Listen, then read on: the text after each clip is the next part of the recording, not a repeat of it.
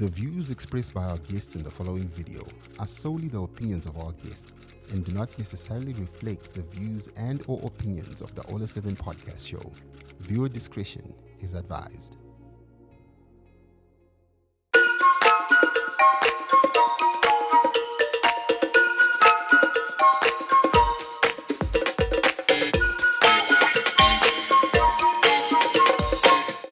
Hello, everyone, and welcome to another great episode of All 7 Podcasts, a platform where we bring you conversations that challenge minds, inspire growth, and shape the future. I'm your host, DJ All 7 Owen Kwamadondo, Kanaguti, the Chief Air Marshal. And today we are honored to host a man whose voice has inspired thousands of people across Zimbabwe and beyond. Our guest is an internationally recognized leadership and organizational development specialist, motivational speaker, author, and life coach with over 2 decades of experience helping individuals and organizations unlock their full potential. He is the managing director of Flood Tide Investment, a leadership development company that has worked with global organizations such as UNDP, UNICEF, USAID, and the Bill and Melinda Gates Foundation across Africa. He is also a world-class communicator, having been, ranked 3rd best public speaker in the world at the Toastmasters International Championship in 2002 and best public speaker in Africa in 2002 and 2003. He is the author of the motivational books Success Unlimited, a columnist, and a passionate advocate for helping people discover their full potential and create wealth. Ladies and gentlemen, please join me in welcoming Jonah Mungoshi. Mongoshi, your title, I mean, the introduction is like half a show. You should have warned me. I didn't realize. I always like a very short introduction. Yeah, but that's long, man. How are you? I'm doing great. How are you, my brother? I'm doing fantastic. And it's my honor to be hosting you today. Thank you. Thank you. Yeah. I'm honored. Wow. So, many people, when they hear that maybe the name Mungoshi, the person who comes to mind is the famous author, the late Charles Mungoshi, who happens to be your cousin. Yes. Your cousin. Somebody brother. Brother, indeed. His father and my father were brothers. Oh. Yeah. That's the relationship like? That's the relationship. I was like, okay, well, now, are they related to you? So can you also say, but maybe you can just tell us about that, maybe including your memories, growing up. Yes. Yeah. So, Charles has put the Mongoshi name on the world map and the Zimbabwe name on the world map. Yes. He's a world-renowned, recognized writer. Yeah. And we grew up in his shadow. So, in a way, you can say he paved the way for us. So, if you go somewhere, yes, the first thing you asked is, oh, are you related to Charles? And I've got an answer to that. People say, are you related to Charles? I say, no, I'm not related to Charles, but he is related to me. To me. Oh. And that's a great conversation starter. Yeah. But enough respect to him, and I think he has influenced quite a lot of us as Mongoshis. There was David Mongoshi, he's late now. He was also an author. Charles has got children who are already in entertainment and in the movie industry. So yeah, growing up, I would say we were inspired. Yeah. We really were inspired by our elders. It seems like your family has quite some talented people, in as much as literature is concerned. Because Charles Mungoshi, we also see Charles Mungoshi Jr. Doing things now. Who else now? There's Farai Mungoshi as well. There's Farai Mungoshi as well. Into movies. Yes. Ooh. Yeah. So the family is just gifted. It's a gifted family. Definitely. Many people know you today as a success coach and leadership expert, but every journey begins, somewhere. Exactly. Maybe can you just take us back to your early life and what shaped your mindset about success? Okay, so I was born in Gweru many, many years ago. And I was actually born in Rhodesia, not in Zimbabwe. Oh. When you say Rhodesia, it seems like, to Ama 2000, it sounds like another country somewhere. No, I had one child asking the parent, he said, so how was it like living with Mbuyane? Exactly. No. So I grew up in Gweru, went to Bumburu Primary School in Makoba.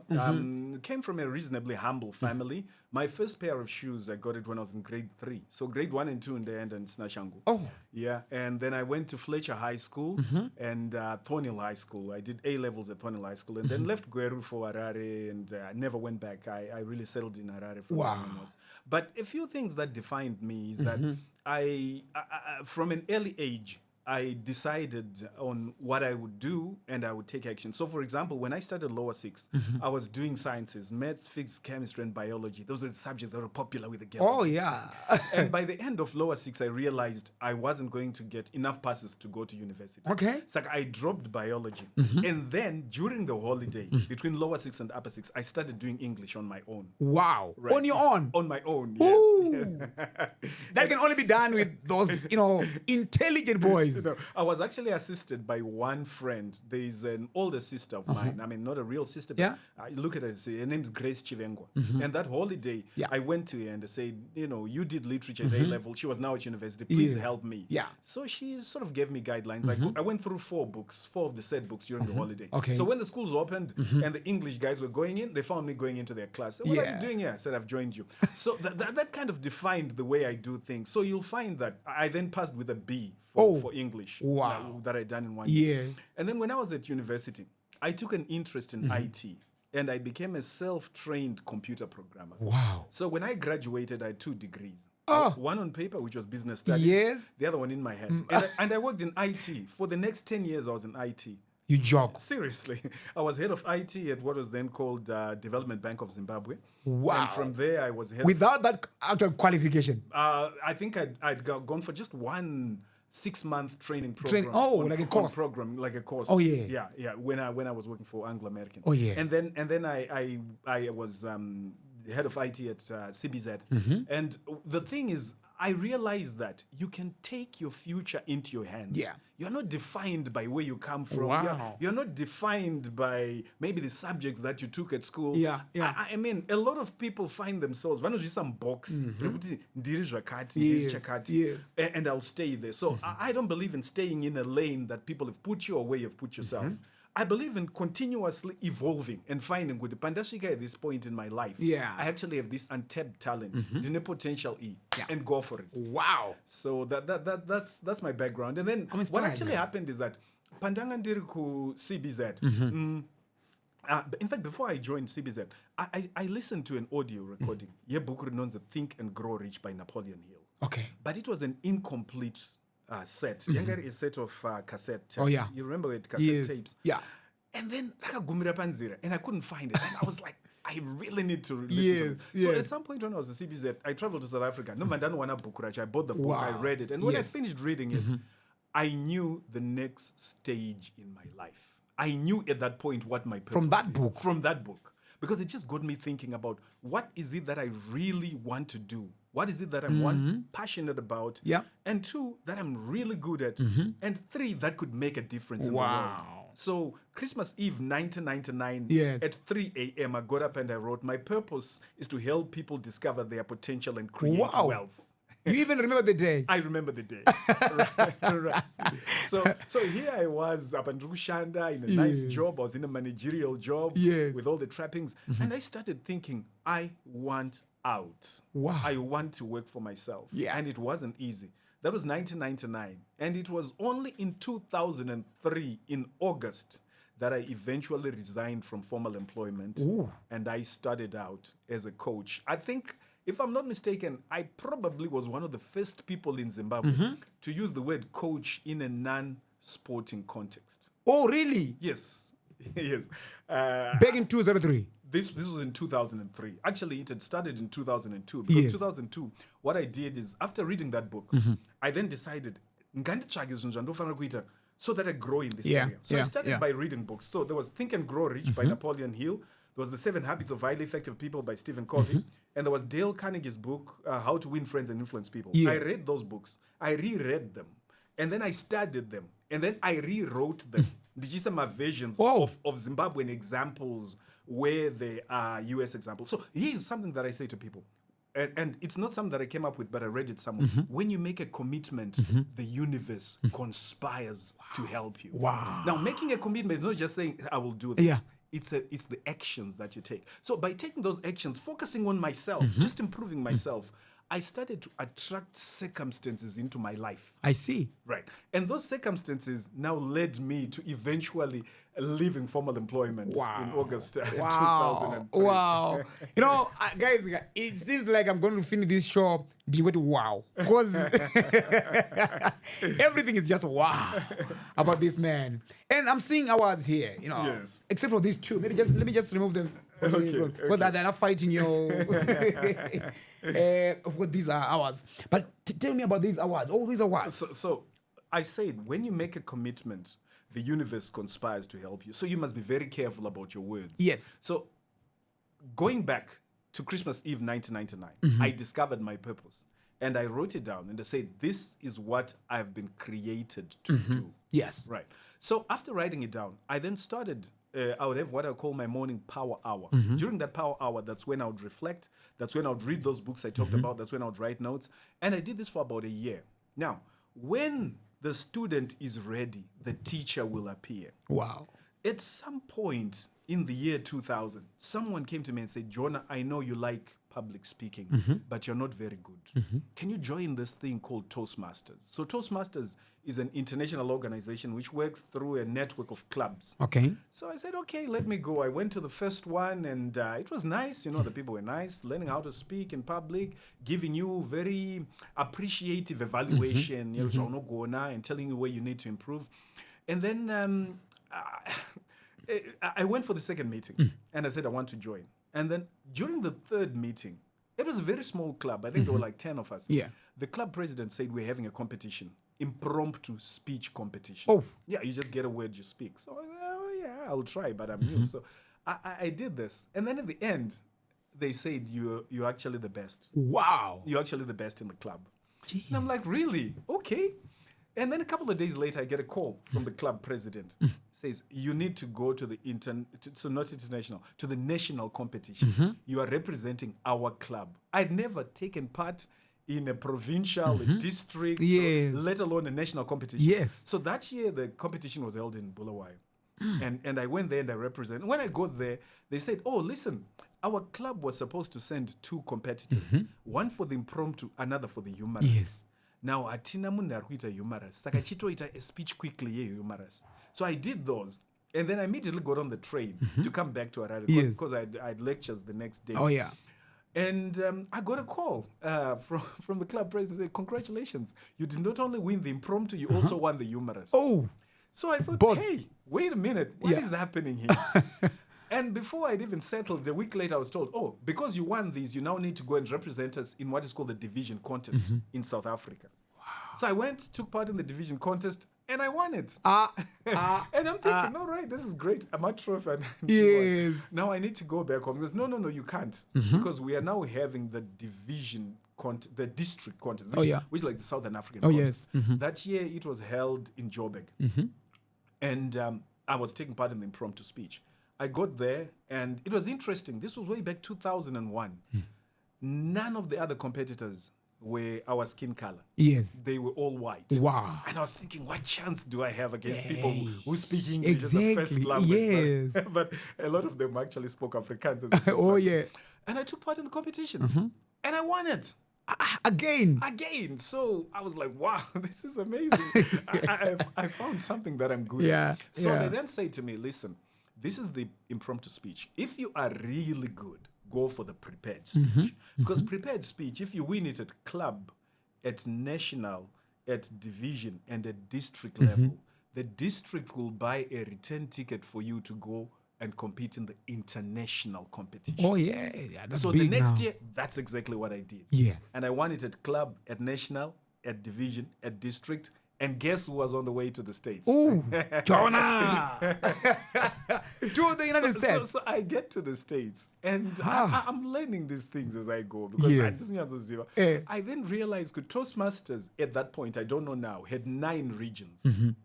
8 of the regions were in US and Canada. One region was called the rest of the world. Okay. That's where they threw the Africans, the Australians, the Asians. Anybody who wasn't from US and Canada. So the idea was that each region has a competition. And the regional winners, there'll be 9 of them, will then go for the World Championship. Oh, yeah. So 4 days before the World Championship, we had the regional competition for the rest of the world. And when they announced the winner, I was first. So that is that trophy there. Ooh, this one. This glass one, yes. If you notice, it says first place. Wow. First place, Toastmasters International Inter-District Speech Contest 2002. Yes. Wow. So 4 days later, by the way, as soon as I got that, This one, yeah. I picked up the phone and I called my boss. I was at CBZ and said, Yes. I said, I'm resigning. And they said, why? And they said, because I'm going to win the world championship. And once I've won the world championship, I'll be in demand to speak throughout the world. Ooh. So, and then he was wise enough to say, thank you for that. I will hold on to your resignation until you win the world championship. In case you don't. In case I don't. and then 4 days later, we took part in the actual world championship. And I remember the day I had a terrible headache. And before they announced the results, I went out. I just needed to drink water and get some fresh air. And then when I walked in, they just started announcing the results. And they start by announcing the person who has come third. Yes. And in third place, Jonah Mungoshi. And that's when I got this trophy. Ooh. This wow. is for being third in the World Championship of Public Speaking. 202 again. Yeah. So, yeah, I was very unhappy because I wanted to come first. I see. I wanted to come first. So I was really, really unhappy. And I had to struggle to accept it. But this is what had happened. Yes. And, and when I thought about it, this is third in the world. Apache name was stage. Yeah, that's very true. That's very true. That's very true. In the world, I don't know, 6 point something billion people. Yes. Yeah. So I then phoned my boss and I said, you know what, that resignation, I'm withdrawing it. I will keep my job. Yeah. And then so I came back and then there was a party to celebrate my achievement. And during that party, I then stood up and I said, listen, in addition to competing in speeches, I want to break the Guinness World Record. Wow. I'm going to speak for the longest. Right. The record at that point was 26 hours by a man named George Trevor Walker from Box Bay. 26 hours non-stop. Non-stop. Yeah. Yeah. So on the 10th and 11th of April in 2003, I spoke for 36 hours. Oh, yo, guys, can you imagine? 36 hours. This is one of the posters that was advertising the event. Record-breaking wisdom. 11 April 03. Yes. To 12 April 03. Yeah. So that period that... 7 Arts. 7 Arts, Rainbow 7 Arts. Yeah. When a lot of things have changed now, but this is... A mouth for all reasons. I love this. I love this. Yeah.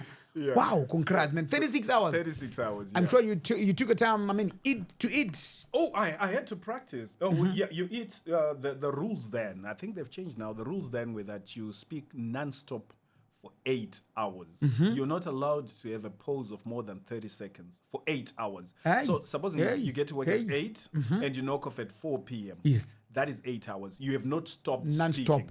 And then you get a 15-minute break. And that's when you eat. That's when you eat. And then another 8 hours and then a 15-minute break. I didn't sleep. I actually started speaking at about 9 a.m. on a Friday. Friday? Went the whole day Friday, the whole night Friday, the whole day Saturday. And I finished speaking at 10:30 p.m. Saturday night, having started at 9 a.m. the previous day. Ooh. So people were coming in. It was called None But Ourselves. And I was just looking at how we as people can make decisions. Where were you getting the words? I'm just curious, man. Sometimes you'd run out of words, but where were you getting those?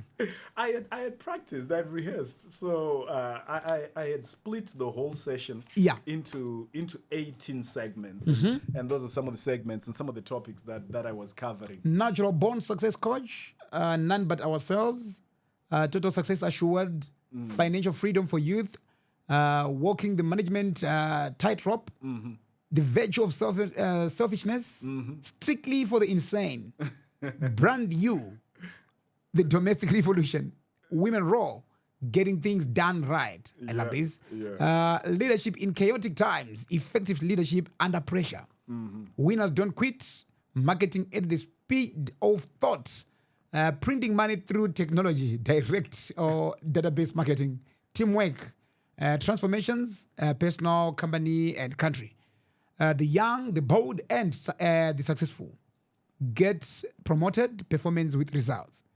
None but ourselves. A mouth for all reasons. Wow. Yeah. So yeah, that was that. So that was 2003. Shortly after that, I went back. I took part in Toastmasters again. I won at club, at national, at division, district, and then I went to the US. This time it was in Atlanta, Georgia, and I took part in the competition for the rest of the world. Unfortunately, this time I came second. So this is for second place. Wow, second place Second now. place in the rest of the world. So I didn't proceed to the World Championship in 2003. Yeah, and I thought, yeah, my competition days are over. Let me stop competing. Let me now implement what I've learned. Oh, yes. And that same year, August 31st, I resigned from my job and I went out into the world and started doing what I'm doing now. Management consultancy, coaching, facilitating team building, strategic planning, training. Yeah. And that's what I've been doing since then. Oh, by the way, I also got another award. This one was from Junior Chambers. It was for the 10 outstanding young Zimbabweans. Young was under 40. Under 40. 40 or under. 2007. 2007. Wow. And the other honorees who received this included Peter Ndlovu and included Kirsty Coventry. Wow. Yeah, so we were in that group. So Hey, that's the profile is just huge, man. It's just huge. No, then. So which one is the best? Well, I was asked that question coincidentally by one of your team members before we Yes. started, and I said I really value this the most Yes. because this is third place In the world. So that means a lot. Yo. So no matter what, I know, at least God gave me the talent, and I Yes. managed to achieve this. So this is really treasured to me. But you know what, Ola? All this is like preparation. Preparation for making a change in the world. Yeah. So you could do all these things, get all these things from, but what does it? How does it help other people? What difference does it make? So this is what I've been doing since I left formal employment. Is to apply the knowledge that I have, the skills that I have, the talent that I have into transforming people's lives. And it started with a phone call I made to Financial Gazette, and they said I want to write an article. In fact, I want to call them and said, what do you want to talk about? And they said, I want to talk about motivation. I want to talk about personal development. And said, send us your first article. And I sent them and they said, we love it. Exactly. How much do you want us to pay you? I said, no, I don't want any money. Yes. Yeah. So I started writing articles in 2002. I think I still have maybe a few of the old ones somewhere in here. Okay. Let me see if I can...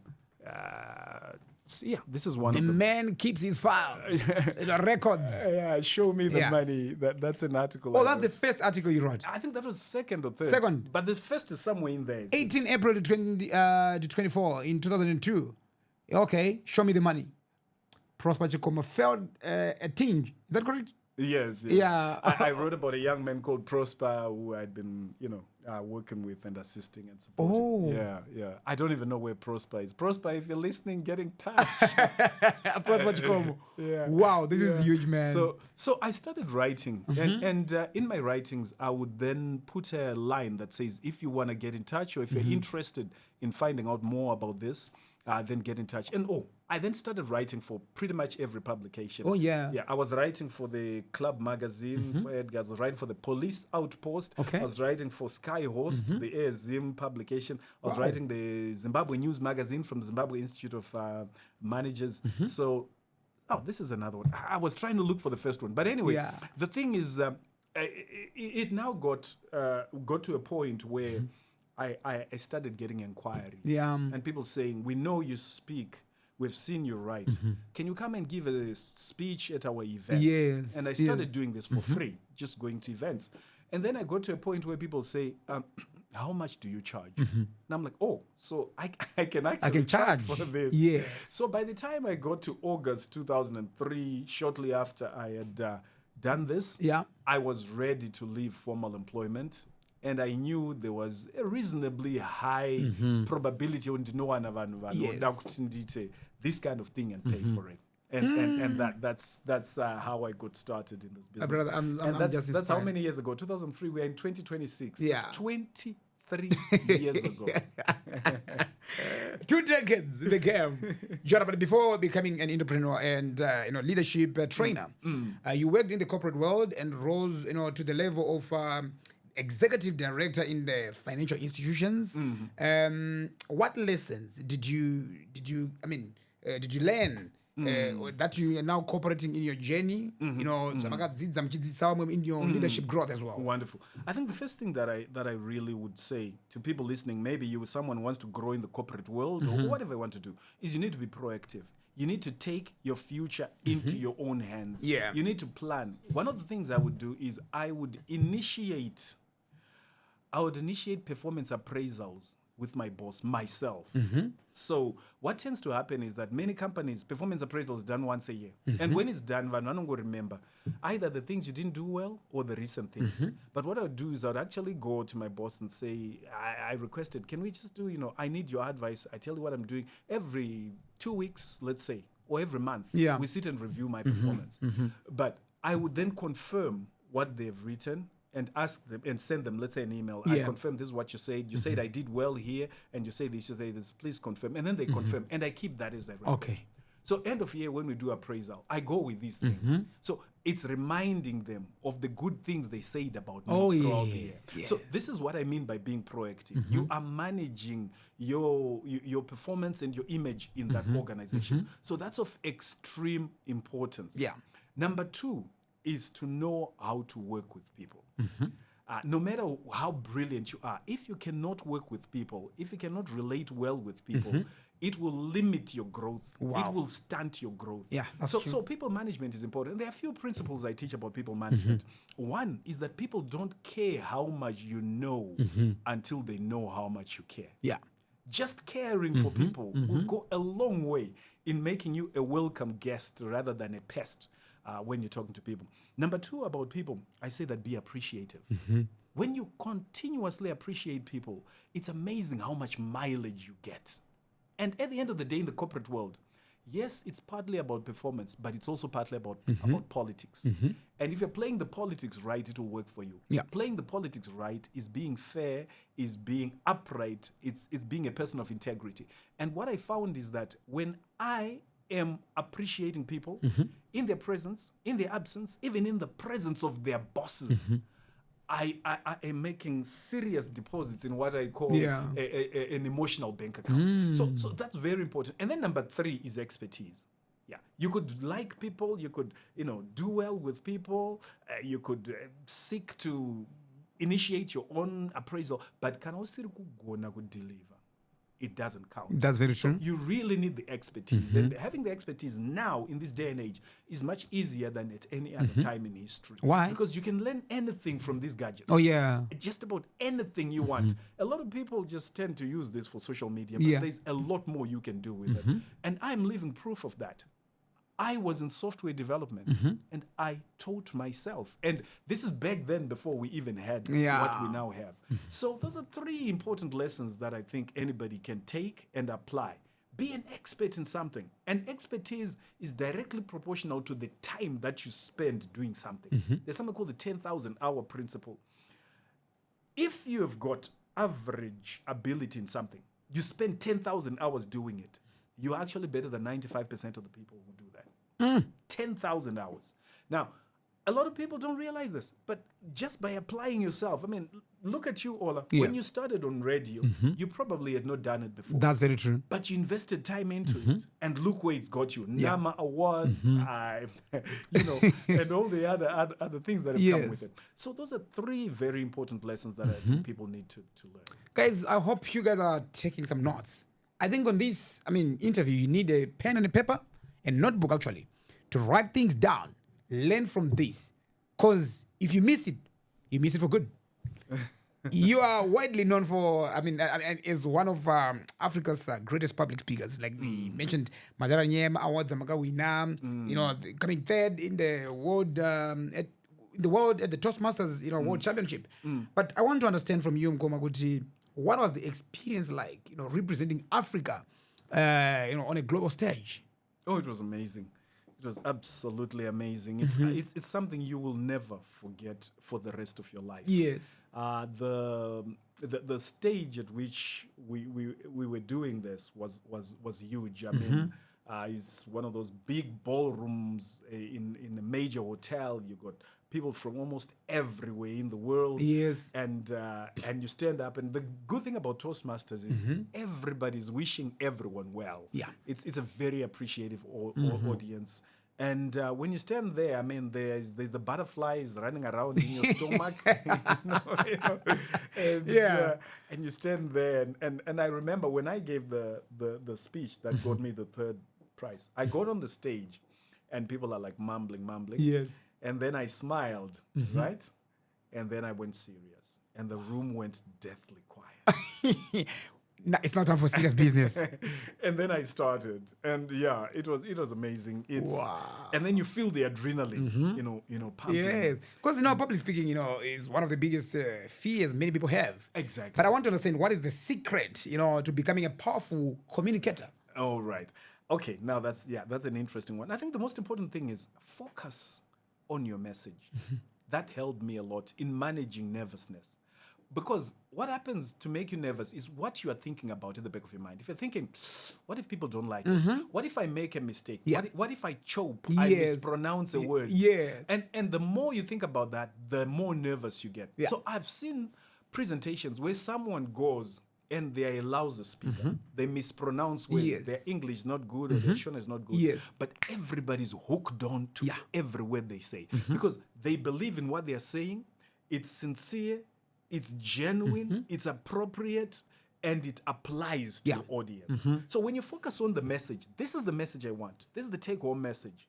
It removes your attention from what could go wrong. Yes. Number 2 is practice. You need to practice. If you're going to be an expert, and remember the 10,000 hour principle spoke about, the more you practice, the better you become at something. And number 3, it's important to get feedback. So Toastmasters is a good platform for this because they're always doing evaluation. You do something, you get feedback, and that feedback helps you to grow because sometimes you might not be aware of certain things that you're doing that need to be improved.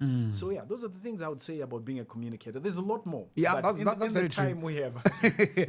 After all being said and done, but I want to understand, Uti, what's your area of specialty? Because you've got this, you've got that, you've got that, but what's your area of specialty? My area of specialty is personal development. Right. So this is what, I was speaking to one of your team members before. I said, so we noticed from the topics you covered here, it's a wide range of topics. So are you a jack of all trades? I said, no, I'm not. There are areas that I'm not a specialist in. And when somebody asks me, I actually tell them, no, this is not an area that I know. But what I specialize in is getting people to, one, identify their purpose. When you identify your purpose, you know your reason for living, why you were created. Number 2, to do something about your purpose. Set goals, take action, and achieve results. Number 3, I am extremely passionate. I am obsessed with results. Yeah. So you'll find that even in my line of work, one of the things that I do is when I work with an organization, I ask them to give me an evaluation of what I've done. And sometimes I get things like this. This is a reference letter from one of my clients. Wow. USAID. USAID, before they were closed down. You can just check out what it says in the first paragraph there. That letter has been very good for me. Letter of reference for consultant and facilitation services of Mr. Jonah Mungoshi. It says, Mr. Jonah Mungoshi served as an expert consultant and a retreat facilitator for USAID Zimbabwe from August 2012 to August 2018. During that time, Mr. Mungoshi facilitated a series of retreats and workshops for the USAID mission. His outstanding work resulted in transformational change in a complex multicultural organization undergoing rapid change. He demonstrated not only superlative facilitation skills, but his engagement with staff has led to both organizational change and personal growth for a wide range of employees. Mr. Mongoshi commands a wide range of skills and matched those abilities to the needs of USAID Zimbabwe using a mix of factual information, humor, interactive exercises, daily motivational text, and team structures to effect change. I strongly recommend Mr. Mongoshi for his facilitation and team building approaches in any setting. That's the first paragraph. Yeah. Wow. So for me, it's about results. I am obsessed with getting results. Yeah. Part of what I do is motivational speaking, and I think motivational speakers are notorious for being unrealistic. I've heard people saying, "Yeah, a motivational speaker will tell you, I started my chicken business with one feather." Yeah. Yes. I started my restaurant business with one grain Rice. of rice. Yeah. So getting results is of utmost importance to me, and measuring whatever impact I'm having. Yeah. So in that regard, if you notice, there's an award I got there. Yeah, this one. This award, there are only 2 people in the world who ever got this award. Serious. Seriously. Yeah. I was... Baldev Sign Impact Award 2020. Yes. Is it Sign? It's Singh. Singh. As Singh. in, yeah, Baldev was originally from India. Okay. He was British, but he was leading this change process. I was working with the British Council at that point. So and winner is... after he passed on, they came up with this award in his honor. Oh, yeah. And this was the inaugural one. The first year it Wow. ran and won it. Wow. The second year it ran, it was won by Ifeanyi from Nigeria. So it's only the 2 of us who've ever won this. Oh. Yeah. Now, this is for facilitation. For demonstrating impact through innovative, creative, and dynamic training. Exactly. Wow. So the point is, speaking is great. You get on stage, you are the star. Yeah. Right. Facilitation is different. You are getting people to bring out the best in themselves. Yes. Maybe you're getting a team to gel together to confront issues that are causing them not to work together, to help them to come together, and to help them to realize the potential that they have and the skills that they have. Yeah. So this is an area of specialty for me in terms of the services that I offer to organization. It's about facilitating that, whether it's a strategic planning session, it's a team building session, you name it. It's all about facilitation. It's a skill that really is very different from public speaking, because this, you are the star. Yeah. With facilitation, the people are the stars. Yeah. But you are the glue that is making it happen. You are putting it all together. Wow. So this is how I apply my God-given skills, my God-given talent into my organizational work. It's really facilitating processes and making sure that at the end of the day, we get measurable results. Great. You have trained executive entrepreneurs and also young people across the world. I mean, in Africa, rather. In your experience, Mr. Jonah, what is the biggest, leadership challenge facing Africa today? I would say the biggest leadership challenge facing Africa today is lack of integrity. That is rare. Integrity is rare. Yeah. By integrity, I'm talking about people who are true to their beliefs and their principles. So, famous example, if you know me, maybe it's tired, but I'll keep using it. A gentleman in not so long ago, 2020, 2019, I can't remember, was driving from Bulawayo to Vic Falls. Came across, he was the first person to come across an accident scene. Yeah. A cash in transit vehicle had been involved in an accident. I think one guard had died. The other one was alive but badly injured. There was the guns were thrown around. There was a box which was obviously full of cash. Yes. So this gentleman took the injured guard into his car, took the guns, took the money, drove all the way back to Bulawayo, surrendered the guns to the police, surrendered the cash to the cash in transit company, took the injured person to hospital. And this issue was then discussed on social media. I think it was Twitter. Yeah. My estimation is 95% of the comments were insulting this person. To say, why? It's so stupid. Idiot. Yeah. You should have run away with the money. This is the problem we have in Africa right now. Yeah. That's what's holding us back. Integrity. Because that method of thinking draws us back. That's very true. Whether you're in management, whether you're running your own company, whether you're working for government, you're a civil servant, in any capacity, unless and until we've got the majority of our people practicing what they preach, because the majority of people go to church. Yep. And I've been in instances where I'm talking to young people, especially, and I tell them this example, and I say, let's be honest, no one is judging you here. How many of you would have taken that money and run away with it? More than 60% say, I would have taken that money. Yeah, that's true. And I say, like, are you a Christian? He says, yeah, I am. They say, but how do you reconcile that? Say, imari is namun, okay, I see a moon. All right, so let's work with your thought. You take that money. What do you do next? I run away. Why are you running away? Yes. And imari is namun. Right. So I think somehow we have gotten to a point where our traditional values that used to hold us together have been eroded.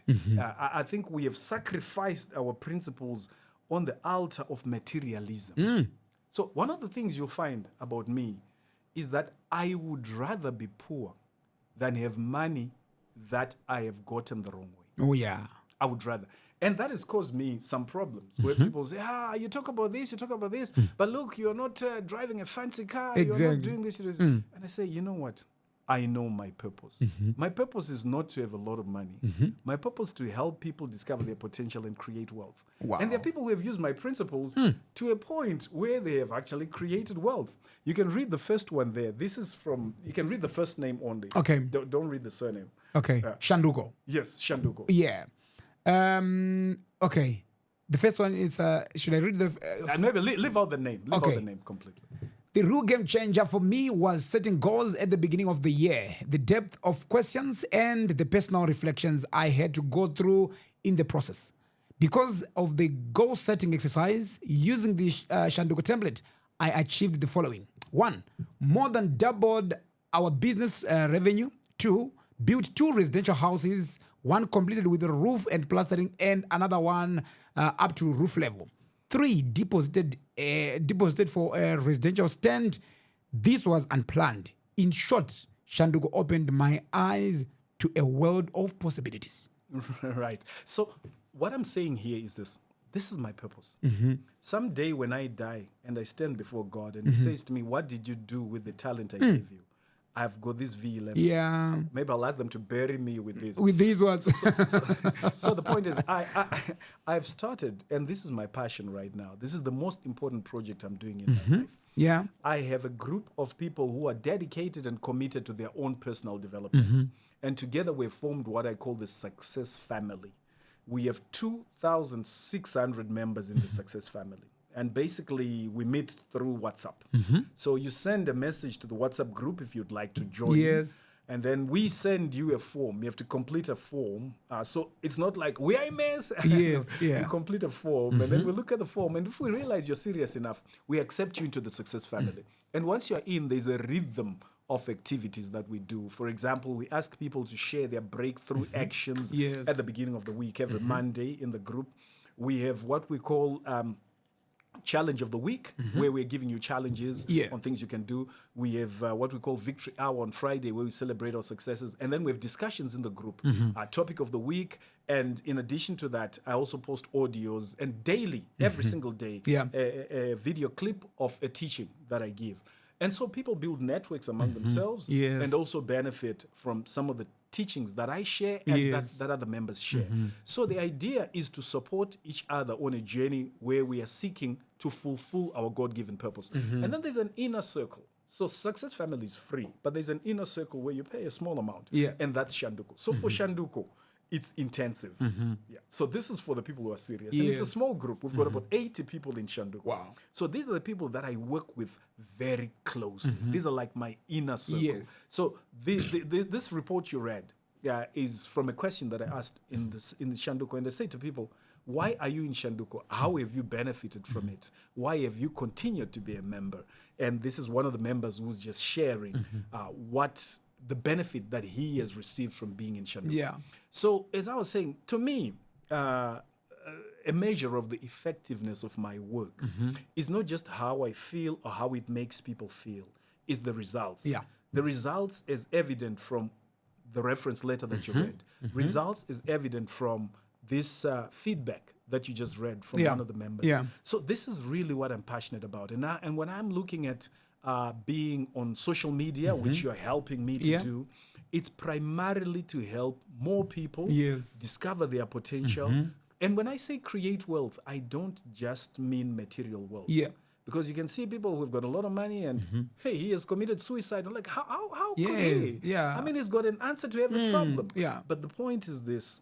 it's also a mental and spiritual process. True. Yeah. And one of the key factors that is absolutely necessary for you to have a fulfilling life, for you to have a wealthy life, at almost any level of income, Yes. is gratitude. Wow. The more grateful you are, the more fulfilled you are, the wealthier you are. Because if you got a lot of money, but you are not grateful, you're suffering from jealous, Yes. scarcity, and envy, and possibly even leading to negative effect on your health. Then it's not really wealth. So for me, I look at it from that point of view. So the more people I assist to see how much potential they have, to tap into that potential, to make a difference in their lives, in their community, in their country, in Africa, in the world.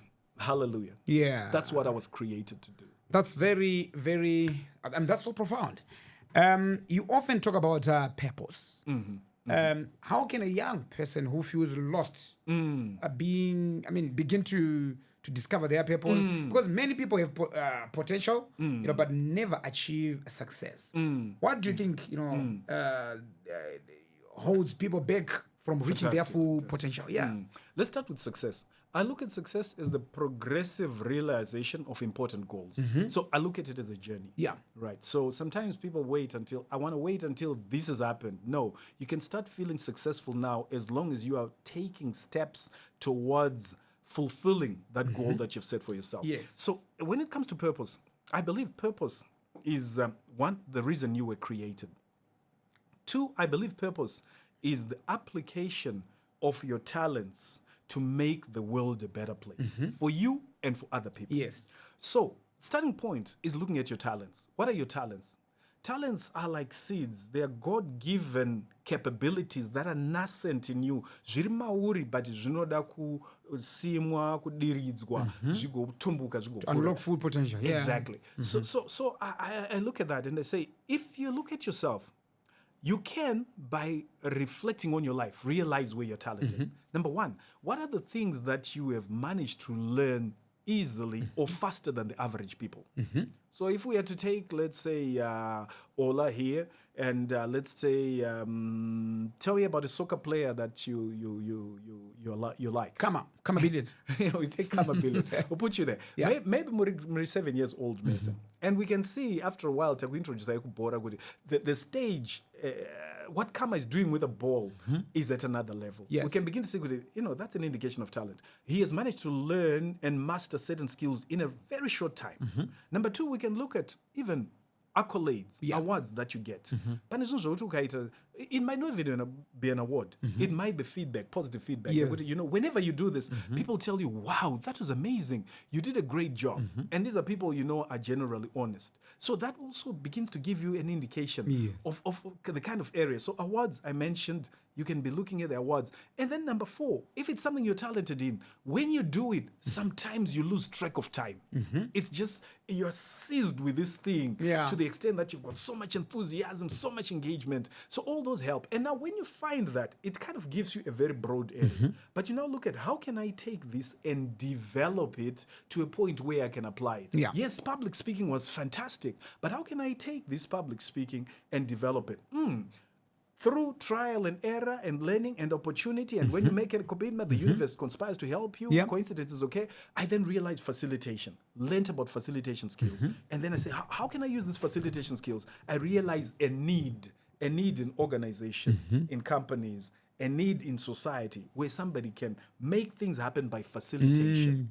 So, tarendera winaro. How can I grow this talent? I learn something, I master something, I practice it, I get better. Now, how can I use this to address a practical, real life situation that will make the world a better place? That will earn money for me, that will help other people. So if you're listening, maybe a young person, start with looking at what you're talented in, but don't let it end there. Some people say just go for what you're passionate about. I've seen people who are passionate about things that they are absolutely not talented in. It doesn't really help. So you want, I would say the sweet spot is where your talent meets your passion. You're talented at something that you're passionate about and meets a human need. The intersection of those three talent, passion, and meeting a need Yeah. where you also have the ability. Yeah. Zimbabweans has many talented young people, but also face many economic challenges. What mindset should young Zimbabweans adopt in order to thrive? You know, you have to say more to these days. Hakuna mabasa, ndosaka tiri kudai so muZimbabwe talk about drugs and stuff. You know? Yeah. I think one of the things that is very important, and it is something that's close to my heart, is to help young people select the right role models. A role model is somebody you look up to and you say, you know what? I think if I model and learn something from what this person is doing, I can make a positive change. So I think, you know, as adults, I'm challenging all adults. Yeah. Let's be role models to young people. Let's be exemplary in our conduct, because that can change lives. And then the mindset, that's such a big thing. I think one of the things that successful young people need to do is to refuse to go with the flow. Now, that is difficult because you find that, especially in teenage years, what other teenagers do has a lot of influence on you. We want to go with the flow. Yeah. You want to belong. But the majority of people tend to take the easy way out. So one of the prices you have to pay for success is lonesomeness. You have to be lonely. So as a young person, I would say, one of the things that I said before, and this is so important, is when you make a commitment, the universe conspires to help you. If you actually say, as young as I am determined, I am committed, I am dedicated to doing the following. Starting with that statement, and then you move on to say, what price must I pay to achieve this? Maybe the price is, instead of spending 1 hour on TikTok, you are spending 10 minutes on TikTok, and you are spending 50 minutes learning something online. Maybe it means you have to go somewhere, knock on doors, and try out things. But you need to start from that commitment, especially when we're talking about mindset. Yeah. Number 3, you need to feed your mind with the right material. Because when I was doing computer programming, now called software development, we used to have this acronym that says GIGO, garbage in, garbage out. And one of the principles that is proven to be true to me, as I've worked with people over 2 decades, is that no thought lives in your head rent-free. Whatever you're putting there ultimately has some effect on your life. Yeah. It might be subtle. Yeah. It might not be out there, but it has an effect on your life. So as a young person, feed your mind with the right things. And then number 3, get busy. Yeah. Get busy. An idle mind is the devil's workshop. So getting busy sometimes will mean putting your foot in the doorway. Actually, this morning, before I came for this show, one of the young people who's got a degree in computer science but is currently doing InDrive sent me a message. He says, I see you're going to be running a workshop. I can't afford to attend your workshops. But I would really love to. Is there any way I can come and maybe do a bit of work or something? Because I really want to. And we struck a deal, right, where I told him what to do. And in exchange for that, I will allow him to attend the workshop, either for free or for very little. But you're putting your foot in the doorway. Sometimes it's by volunteering. And when you volunteer, do more work than the people who are being paid. Yes. A lot of young people, I'm data volunteer. Exactly. But going back to my days at university, one of the things is I had only 1 or 2 vacations when I was at university. Every vacation I was working. Wow. And the first job I went to, I actually asked to work for free. This was at a company called Zimbabwe Alloys in Gweru, which is my hometown. And I went there and I said, I'm looking for a job. And they said, we don't have a job, right? And then I went back the next day with my same nice suit and suit kangu ke material and I was like, I'm looking for it. Said, but we told you we don't have a job yesterday. I said, but that was yesterday. I thought maybe today you have a job. I said, no, we don't. Then the third day I came back and then they said, we don't have a job. I said, no, I don't want to be paid. I want to work, but I don't want to be paid. I just want experience. So I started working in the computer department and I was doing what is called data capture. Very boring job. You just get all these documents and you're typing. And my typing was restricted to the numeric keypad, my numbers are. But I'll do this and work so hard, so fast, that when I finish, I start learning programming from their system. Oh, yes. And you know, I would not go for lunch because that's not my lunch. Okay. I'll be the first one in, and I'll be the last one to leave. To leave. And they felt sorry for me and said, we're giving you bus fare. So I had bus fare to travel from That was dedication and commitment Mukoba for me, I tell you, this was fun because I loved computers. I still do, actually. Yeah. So what then happened is that I did this for 2 holidays. The third holiday, when you make a commitment, the universe conspires to help you. The big boss of Anglo-American computing visited Zimbabwe Alloys. And my boss then, her name was Mrs. Sue Foreman, she's late now, decided to demonstrate to the big boss a project that had been done by one of the youngsters, me. And this was a program that was doing what are called charge calculations, where you're calculating the optimum mix of inputs that go into the furnace in order to produce the chrome that you want to produce. Okay. And I'd done this program in my free time, working with the metallurgists, until they said the results from my program were better than the results from their program they had been using, and they had adopted it. Yes. So Mrs. Foreman then demonstrated this to this guy. I think Anyway, still working for free. I was getting bus fare. Oh, yeah. And this guy then said, who did this? And then Mrs. Foreman said, oh, there's a young man who is here. His name is Jonah. And then he says, call him. He says, who are you? And I said, I'm Jonah Mungoshi. I'm at University of Zimbabwe. I think I was doing second year. He says, so you wrote this? I said, yes. He said, can you demonstrate it? You can explain. Then I explained everything I had done. And then he turned to Ms. Sue Foreman and said, how come he's not on our payroll of VAC students? So what they call VAC students, they would go to advertise, students would apply, they would screen them, get the best, and these would actually be paid a reasonable amount. And Ms. Foreman said, we're just helping him, I said, but he wrote this. I said, yeah. I said, then he should be on our program. I said, okay. And then Malcolm Green said to me, I would like you to pay him full amount as a VAC student for the 2 previous holidays that he worked. And the next holiday, I want him at head office, which was a charter house.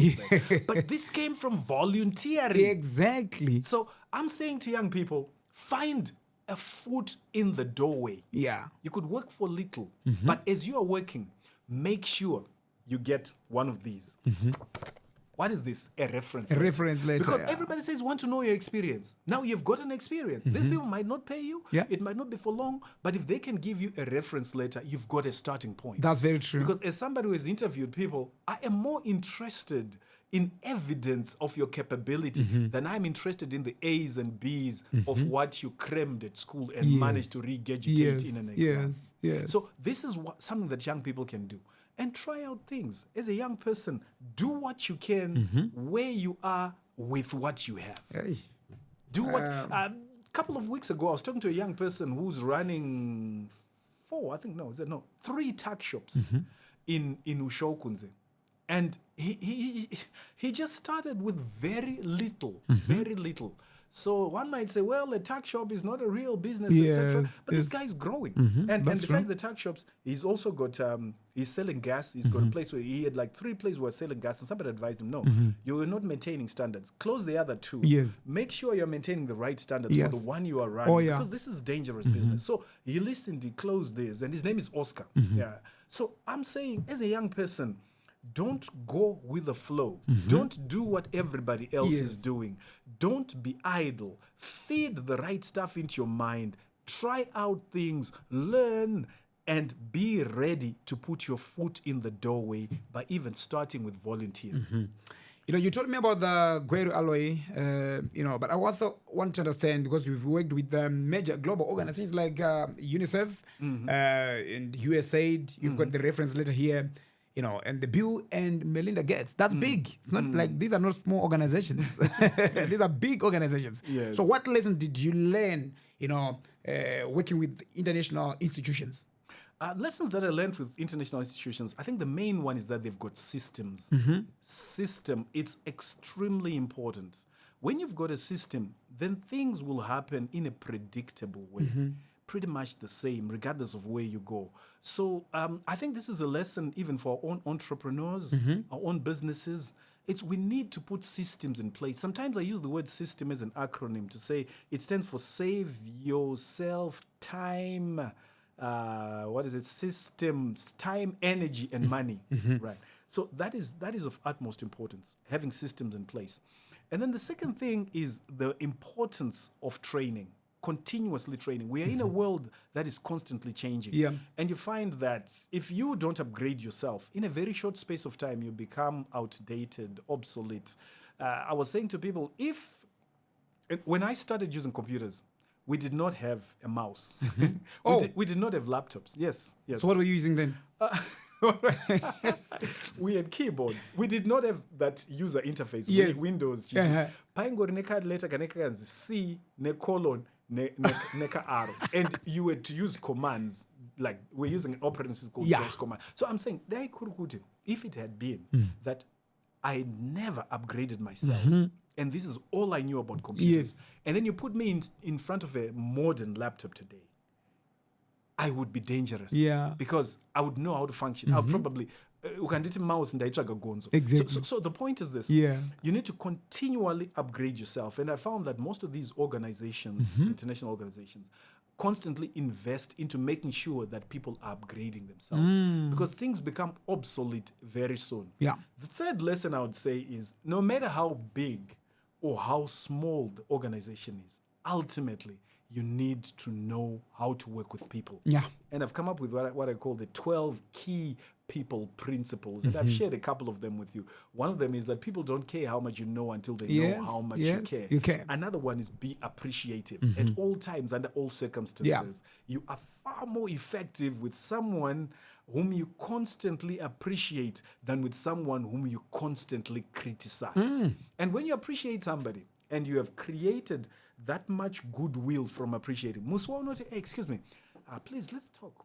This morning I noticed in the meeting, you behaved in the way I didn't expect. And I really think what you did was not good for the team. The person is more open to listening to you because you have invested in that relationship through appreciation. So no matter how big an organization is, it doesn't matter. People are people. And those 12 key people principles apply. Tribe, race, you name it. Yes. People are people. So those are some of the lessons I've learned from working with these different That's organizations. very, very powerful. It sounds like a lecture. It's not really an interview. But yeah, I see it is an interview actually. But he's talking from experience. And guys, this show is not for everyone, I must say. It's not for everyone or for anyone, but for those who want to learn, those who want to change. You know, if someone wants to become an entrepreneur today, what 3 principles should they never ignore? That is interesting. I think the first principle is that entrepreneurship is ultimately about money. So you need from day one to focus on the money. A lot of people, including entrepreneurs that I know, always feel that the opportunity out there is more important than what I've got now. A bird in hand is worth 10 in the bush. Wow. You are more likely to succeed as an entrepreneur when you intensify, as long as it is already viable. Yes. When you intensify what's viable, to scale it up and to achieve more volumes. It's easier that way.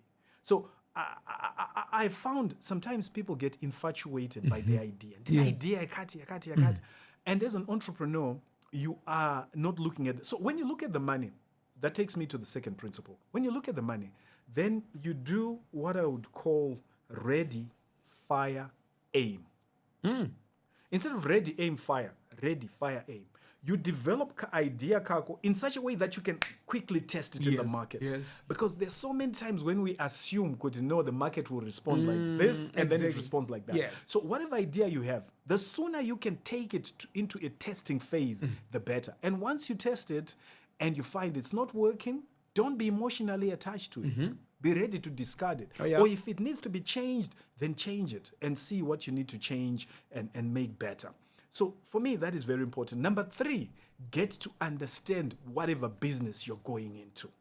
Getting into a business that you don't fully understand is a big risk because it can catch you by surprise. So understand what is no famba say. Learning is important. Yeah. And for me, life learning, where you're not learning in a classroom, but you're actually learning from doing something, is of greater value than the learning that you get when you're in a classroom. So these are things that entrepreneurs can do right away. One, think about the money from day one. Don't start spending when you're not earning.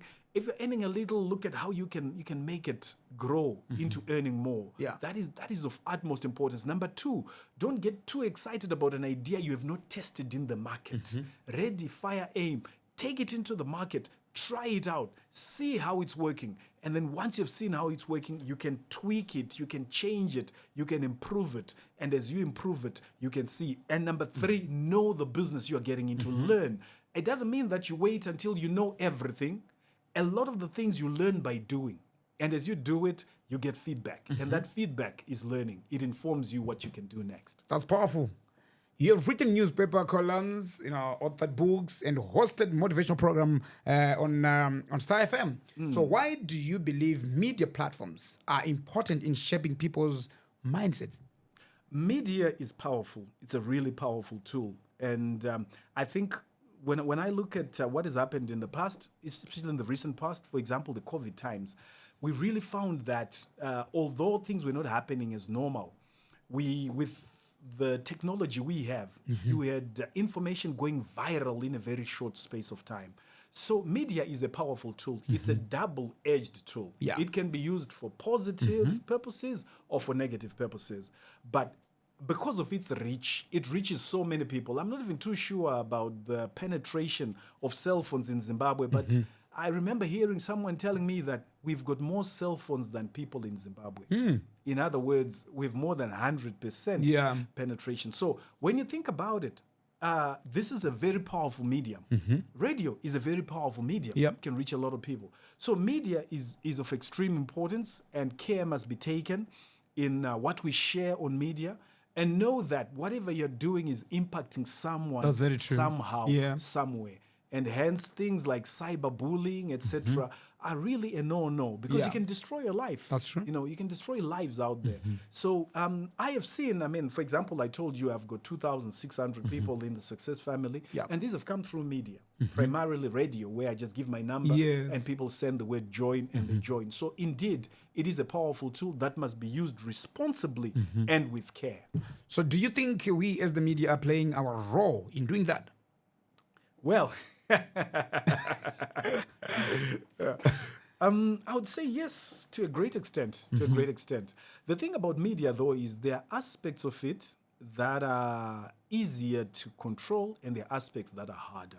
So sometimes something gets posted, and then people comment. So I told you, for example, about that issue about the gentleman who was traveling from Bulawayo to Vic Falls. So the comments are like, there's this aspect of feeling that no one will see me or know me. And then people can just post and comment very irresponsibly. And it can take a life of its own. Yeah. So I think that generally the media fraternity that is actually doing things purposefully and who are actually setting out in a process of providing content. Yeah. I think generally they're doing a pretty good job. There's lots of entertainment that I see, and many people like the entertainment aspect. There are educational channels as well. There's lots of TikTok channels and things like that. So I think generally people are doing well, but there's an aspect of irresponsibility, especially when people comment and pick on people. It is sad, but I think one of the things that a person needs to develop when you go in a public platform like this, develop a thick skin. Yeah. Because you'll find that even here, somebody will comment about how that guy is so ugly. He looks like the back of an elephant. Somebody, they'll comment on something that's totally not for the faint-hearted. It's not for the faint of heart. Yeah. So you need to learn what to ignore and what to listen to. But generally, I think, especially in Zimbabwe, I think the media is playing a powerful role. And in general, at least, people tend to gravitate towards what they like. Yeah. But when I look at the content that comes to me, etc., most of it is pretty decent content. Yeah. Nice. So looking at social media today, many young people consume information every day. So what advice would you give them about choosing the right voices to listen to? Back to what I said before. No thought lives in your head rent-free. Whatever you are allowing inside is it stuff that will augur well for you? Yeah. That will bring out the best for you? Will it support you? Will it help you develop the mindset you want, take the actions that you want, belong to the tribe that you want to belong? Because the other thing is that the dangerous thing with these gadgets is that, whatever you post, you can't delete. Yeah. Right. So you've been, maybe people have been hating on Ola, and you're busy posting, Ola is crazy, Ola is this, Ola is that. Now, you've heard what's happening in the States. When you apply for visa, sometimes they'll actually check your social media. Exactly. That's very true. And the same can happen when you're applying for a job. Somebody goes online and says, okay, what let's see the Facebook presence of this person. So young people especially, you need to be very careful. Yeah, that's Because true. when we grew up, we could say nonsense and then it dies there. Yeah. You say nonsense, It's it there. can stay online for 20 years and it follows you. So Forever. that is something that really we need to be mindful of. I hope you guys are taking notes. I told you earlier on, okay, it's not for everyone. It's not for anyone. But please, for those who want to learn. Now, this part, I'm so excited. I'm so excited. You are preparing to launch, your own show on the All 7 platform. And we are so excited to be having you on board. Thank you. Tell us about this show and what audiences should expect. Right. So this show will be called the Jonah Mungoshi Show, and it will be on personal development. Yeah. So the issues that I've been talking about, it is for people. It's not for everyone. You Yeah. are right. Yes. It's not for everyone. It's for someone who actually is passionate and committed to making a positive difference in their life and in the lives of others. So if you're interested in discovering your purpose, if you are interested in pursuing that purpose, setting goals, taking action, learning, reflecting from your results, and being inspired by like-minded people, then this show will be for you. Yeah. This is what we're looking at. The same things that you read when you spoke about, when you read this feedback from one of our members in Yes. Shanduko. I just want to take this to a wider circle and share with people all the knowledge, the experience, the skills that I've gained over the past 2 decades doing what I'm doing, so that somebody somewhere out there can one day say, when I watched that show, it changed my life. So what topics will you be, focusing on in the show? I'll be focusing on topics such as goal setting. I'll be focusing on topics such as recovering from setbacks. If something goes wrong, what do you do?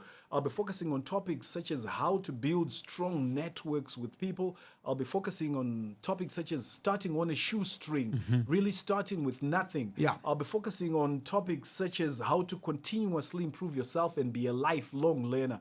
I'll be focusing on practical strategies for making it in a chaotic environment. I'll be focusing on maximizing on technology. I'm passionate about technology, by the way, Yeah. including artificial intelligence. So all those are topics that I'll be touching on. And I'll bring in guests who will also be sharing experiences so that we enrich the whole show. Drum roll! Guys. Mongoshi is going to You don't want to miss this one. Trust me, guys. If you miss this one, then guys, also that people are like, Ola, to do something, you want to learn something. This is the time for you to learn. If you really want to learn, this is time for you to change. If you really, want to change. Because Mdara Jonah, it's not up for games. What serious business? He mean business. So, who is the main audience, you want to reach through this platform? I would say anyone from youth all the way up to the mature and older people. Anybody from youth, from 15 years going all the way. Okay, I don't know. They normally do. Sometimes they say youth are 18 up to 35. So from youth. But going all the way to people in their 30s, 40s, 50s, and even 60s. Yeah. Anyone who really is serious about making a difference in their life, about improving, about maximizing on their God-given potential, come for this show. I've realized that even when people retire, the people who tend to die faster are the people who retire and do nothing. Exactly. As long as you are pursuing something, you've got a purpose, you've got a reason for living, you will find that you are probably going to sustain your well-being for longer. So I really don't care. Age ain't nothing but a number. So why did you choose the All 7 Podcast platform? Because it's the best, man. That's fine. I think, guys, Mongoshi is going to come and Jonah Mungoshi. I had so much fun, and I you know what? as I was busy interviewing him, I was also learning. I was also learning. I'm going to sit down and watch this show over and over again. Somehow, you may not understand, but it changed my mindset. Wow. Yeah, Wow. even I thank God for that. Yeah. So any parting remarks, my brother? What I wanted to do is just to say to people, if you're out there and you would like to join the Success family, then please feel free to send the word join, Okay. JOIN, to the following number, 0775 190 718. Come again. So you send the word join via WhatsApp to 0775 Yep. 190 718. And we will send you a form that you can complete online, and we'll process the form. And if we feel you're serious, we will welcome you into the Success family.